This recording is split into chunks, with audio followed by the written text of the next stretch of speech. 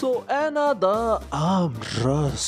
हाँ भाई, मैंने प्यार से यही नाम दिया है। तुम्हारी भाभी जो है सो एना द आमरस, ये सुंदर है, सेक्सी है, सुशील है, रौनक, शौनक, नूर, अनार का रस, जूस का रस, फलाना रस, क्योंकि सेक्सी, हॉट, बोल्डनेस, खुले में बूब्स का प्रदर्शन, ये सब तो स्कारलेट जॉनसन ने भी किया है, एलिजाबेथ ओल्सन ने भी। एना द आमरस इतनी पॉपुलर क्यों है? अब आप लोग बोलेंगे क्या चूजा तू, स्कारलेट जॉनसन भी तो पॉपुलर है, एलिजाबेथ ओल्सन भी है, जेनिफर लॉरेंस भी है, और भी फलाना फलाना कई सारी हैं। भाई मेरे, ये एक नॉन फैक्ट है कि स्कारलेट जॉनसन, एलिजाबेथ ओल्सन ये फ्रेंचाइजी की वजह से पॉपुलर है। स्कारलेट जॉनसन काफी सालों से हॉलीवुड में एक्टिंग कर रही थी, उस दौरान बेचारी के नोट्स भी लीक हो गए या फिर किए गए, लेकिन पॉपुलर वो तभी हुई जब उसको ब्लैक विडो का रोल मिला। और उसी तरह एलिजाबेथ ओल्सन भी पॉपुलर तब हुई जब उसको वांडा का रोल मिला, जबकि उसने पहले उससे भी तगड़े क्रिटिकली एक्लेम्ड रोल किए थे। जेनिफर लॉरेंस भी हंगर गेम्स और एक्समैन सीरीज की वजह से पॉपुलर हुई। अगर इंडिया में आप किसी फेमस एक्ट्रेस को जानते हो तो प्रोबेबली वो किसी फेमस फ्रेंचाइजी का पार्ट थी, लेकिन हमारे देश का ये ठरकी युवा, लेकिन एना दे आर्मास ने आज तक किसी मेन फ्रेंचाइजी में काम ही नहीं किया। नहीं, जेम्स बॉन्ड को मैं गिन नहीं रहा हूँ क्योंकि उसका मेन लीड नहीं था। हाँ, एना दे आर्मास के पास काफी स्किल्स हैं, उसकी एक्टिंग अच्छी है, बाकमाल है, मैं मानता हूँ। वो भी तब जब वो क्यूबा में पैदा हुई थी, स्पेन में रही थी, जिसका मतलब है उसका इंग्लिश के साथ दूर दूर तक कोई ताल्लुक नहीं था, लेकिन उसके बावजूद उसने 4 महीनों में पूरी इंग्लिश सीखी और बस 4-5 सालों में इतनी पॉपुलर बन गई जितनी बाकी एक्ट्रेसेस कभी नहीं बन पाई थी। और वो ब्लेड रनर से ज्यादा पॉपुलर हुई थी क्योंकि यार कितनी सेक्सी दिखती है, बंदे मतलब लौंडे अट्रैक्ट हो गए यार। और प्रोड्यूसर भी, और ये नॉन फैक्ट है कि हॉलीवुड लुक्स पे चलता है, एक्टिंग स्किल्स पे नहीं। सो ब्लेड रनर में तो उसने तोड़ा इंग्लिश आता वाले फॉर्मूले से काम चला लिया। फिर उसको दूसरा बड़ा रोल मिला नाइफ्स आउट में। देखो वो उसके लिए इंपॉर्टेंट इसलिए था, एक तो तब तक इंग्लिश में अच्छी कमांड हो गई थी, और उसका रोल था एक इमिग्रेंट का जो अमेरिका में इलीगली शिफ्ट हुआ है, तो एक्सेंट का भी कोई ज्यादा क्राइटेरिया था नहीं।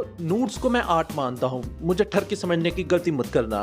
एंड उसने फिर वही स्क्रिप्ट चुनी जिसमें वो सब ऑफर करने को था। सो बस एना द आमरस के आम दिख गए।